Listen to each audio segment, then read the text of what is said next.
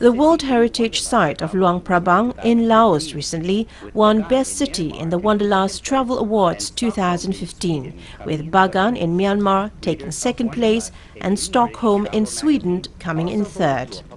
Readers of Wanderlust, a leading British travel magazine, also voted Luang Prabang as one of the top 2 cities in the world to visit for 2014. According to British travel magazine Wanderlust, some 97.14% of readers nominated Luang Prabang as their favourite destination, while 95% also voted for Bagan and 94.74% voted for Stockholm.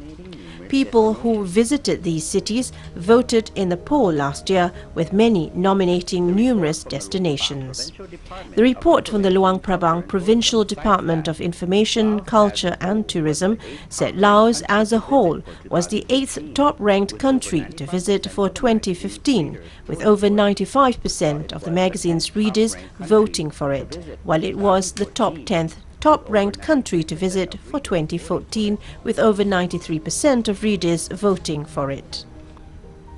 This latest ranking will further spur the growth of Laos's tourism industry in Luang Prabang and the country as a whole, and encourage the provision of better services and facilities for domestic international visitors. Luang Prabang province has a population of over 400,000, while the number of overseas visitors last year was more than 340,000 people. Wanderlust readers previously ranked Luang Prabang as best tourist destination for 3 consecutive years from 2006 to 2008. It lost the top ranking in 2009, but was still in the top 10 in the same category before again topping the list from 2010 to 2012. Luang Prabang is the former capital of the Lane Zang Kingdom, meaning the land of 1,000,000 elephants. The town is a cultural center in the region, with its numerous temples paying testimony to its former glory.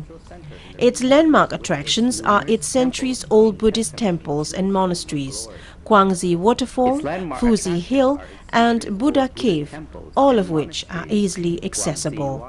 UNESCO declared the town as World Heritage Site in 1995, and since then tourist arrivals have risen with each passing year.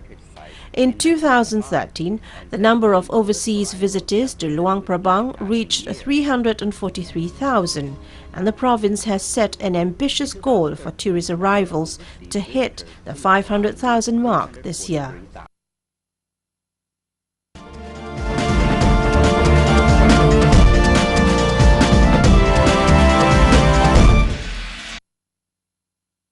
Although they've been sown at the same time, the rice crop in this field can be harvested much earlier than other fields.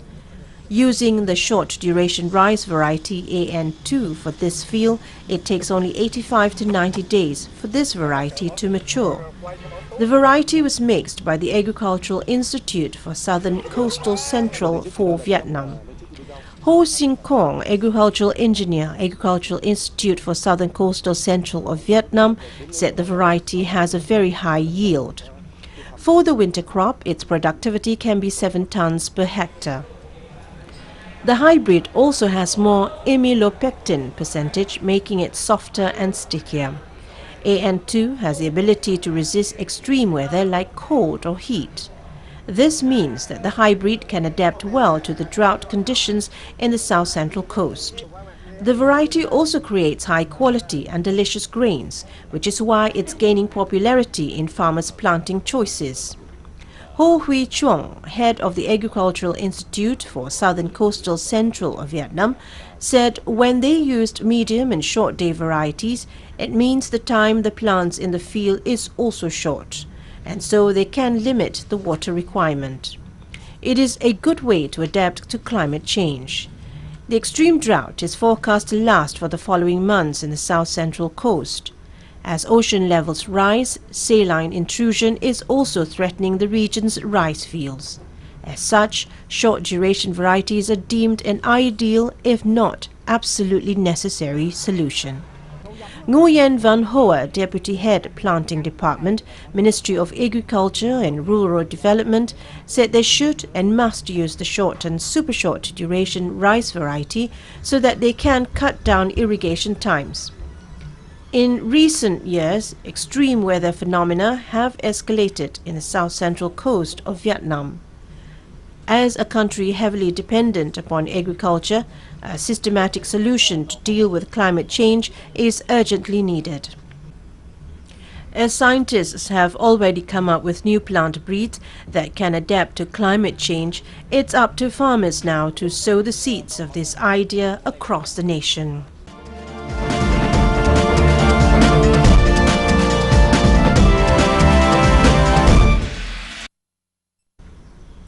The royal wedding ceremonies of His Royal Highness Prince Abdul Malik and Yang Amat Mulia Pengiran Anak Isteri Pengiran Rabaitul Adawiyah Binti Pengiran Haji Bolkiah, which began on the 5th of this month, was formally closed with the Majlis Istiadat Doa Selamat and Penutup Gendang Jaga-Jaga last week. The ceremony was held at Istana Nurul Iman. The Majlis Istiadat membaca doa selamat and menutup gendang jaga-jaga was conducted in the presence of His Royal Highness Haji Sufri Bolkiah. 4 awang-awang entered the ceremony to place the Dian Empat that had been lit. This was followed by 3 awang-awang carrying the Surat Dikir, Bantal Geguling and Pebarahan, which were placed at special positions allocated. The Majlis Istiadat membaca doa selamat dan menutup gendang jaga-jaga began with a reading of the Surah Al-Fatihah and Dikir Sharafil Anam. This was followed by 21 shots of the cannon. At the same time, the royal regalia and decorations put up along the balai-balai pemanjangan Istana Nurul Iman were brought down. The doa dikir was read by the Yang Dimuliakan Pihin Khatib Datuk Paduka Awang Haji Imran. Meanwhile, doa selamat was read by Yang Berhormat Pihin Datu Sri Maharaja Datuk Paduka Sri Setia Dr. Ustaz Haji Awang Abdul Aziz bin Junid, State Mufti. The ceremony proceeded with Yang Dimuliakan Pihin Orang Kaya Sri Dewa, retired Major General Datuk Sri Pahlawan Awang Haji Muhammad, informed Yang Amat Mulia Pengiran Lela Cetiria Sahibun Najahbah, Pengiran Anak Haji Abdul Aziz, that the Majlis Istiadat membaca doa selamat dan menutup gendang jaga-jaga has been duly carried out. Yang Amat Mulia then informed His Royal Highness Prince Haji Sufri Bolkiah that the Majlis Istiadat membaca doa selamat dan menutup gendang jaga-jaga has been duly carried out.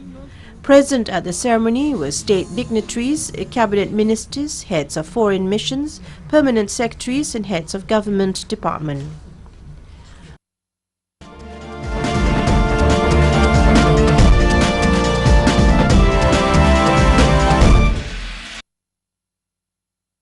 The Republic of Singapore is hosting various global sporting events, and apart from having world-class facilities, sports tourism experts say Singaporeans can help sustain the industry.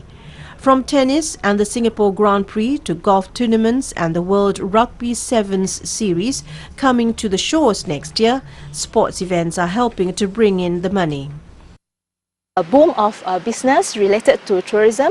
When we have tourists coming in, there'll be definitely additional expenditure in terms of accommodation, F&B, in terms of entertainment, merchandising. All this will create additional income. Those in the industry expect more fringe activities to pop up in the lead up to major events, which will further boost tourism. Actual event sells itself, but I think it's how we package the rest of it.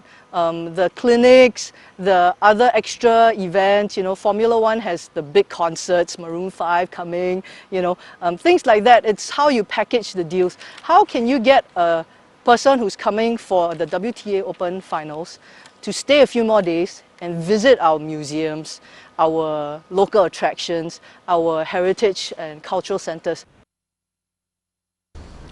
One way is to come up with attractive tour packages or have local athletes promote the sporting event. Another is to make use of Singapore's most vital resource, its people. Each one of us, we are like a Singapore ambassador. We want to be known as a fun, vibrant, a country that has a lot of heart and spirit in it. And what better way to show it, when we have tourists coming in to attend our world-class sports events than for us to play our part. I could be sitting next to someone in the F1 paddock and he's from Germany, US or Australia or other parts of Asia. And I just say hello and start to having a chat with him. And this sharing actually forms part of the entire experience that the tourist brings home with him. Tourism experts say Singaporeans are generally welcoming to visitors. With more events slated in the next few years, they expect locals to warm up to taking on more roles from interns and volunteers to active supporters of the Games.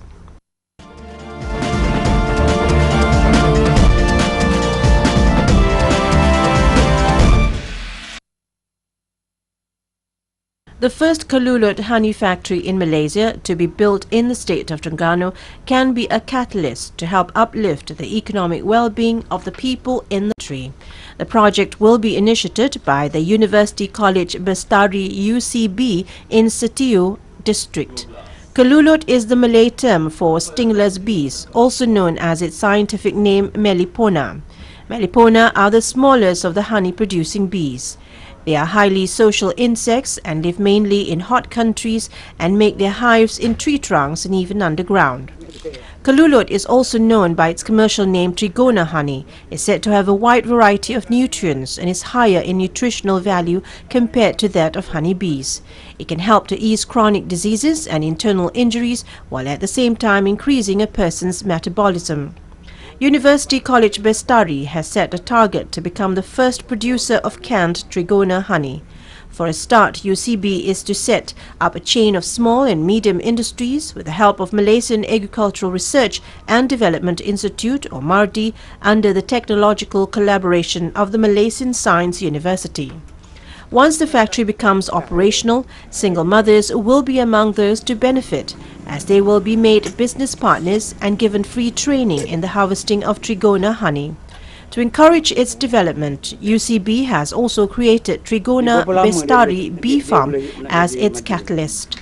The farm is handled by a full-time teaching staff. At present, there are 100 boxes or colonies of Trigona bee breeding, which when matured can produce yield of up to 3 litres of honey each. Trigona bee breeding is often called meliponiculture. Mahmud Mansoor, Executive Chairman, UCB Setiu, Terengganu, said with the expertise that they possess and also the cooperation of the local universities, they hope that they can come up with food and health products that are beneficial to the public. Chief Trainer at UCB, Muhammad Taha Ismail, who has acquired the knowledge of Kelulot bee rearing from the State University of Makassar, Indonesia, said UCB also sells the beehives or colonies at $217 or 800 ringgit per unit. Trigona honey products are sold widely all over Malaysia. It has a slightly sour taste. This business is profitable because stingless bee breeding is not a high-risk venture like raising chickens, goats or cattle, which are susceptible to various diseases. It is estimated that there are nearly 500 species of Trigona bees found throughout the world, mostly in tropical countries. The stingless bees are important as agents of pollination for many species of fruits, flowers, vegetables and other crops.